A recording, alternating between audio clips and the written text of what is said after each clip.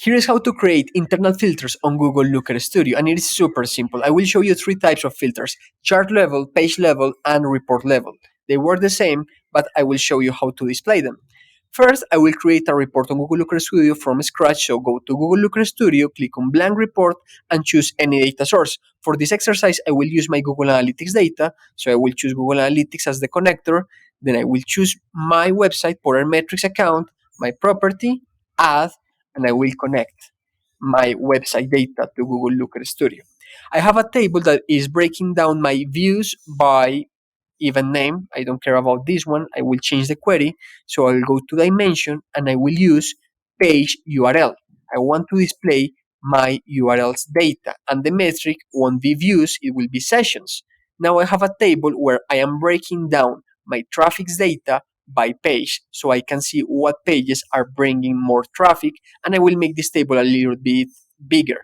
Now I also want to display my traffic data with a scorecard. So I will go to insert, and on insert I will go to scorecard, and I have my sessions. In general, we have had 55,000 visits in the latest days on Porter Metrics. But there is something. We do marketing in English and in Spanish, especially in English. So, of course, you can tell that my native language is not English, it's Spanish. But I want to do a report only for showing my results in English. I only want to show data for my English pages. I will create a filter for that. So I will go to this scorecard, I will go to sessions, a scorecard filter, and I will go to add a filter. And this filter will be called only English pages. And the filter will be like this: only include URLs, data from URLs that contains. I can use different conditions like equals or regular expressions. I will do it with contains.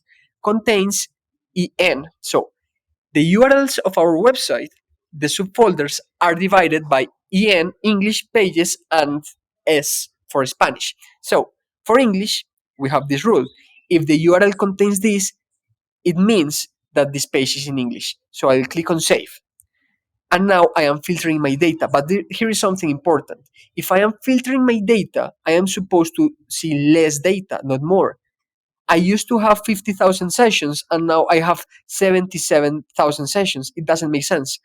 You want to see about this, and you want to check this or verify this with your Google Analytics data, because it turns out that for sessions, events, and users, Google Analytics can become a little bit crazy.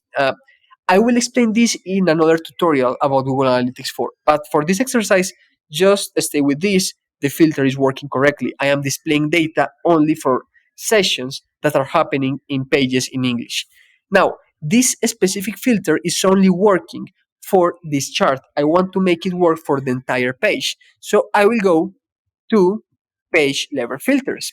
And on page level filters, I will go to page in the menu, and in the fourth option, you will see current page settings. I can change the settings of this page. So go to page settings, go to filter, and now I can add this filter to this page, to the entire page. So the table and the scorecard will have this filter. But what about if I want a filter for the entire report? I can do that as well.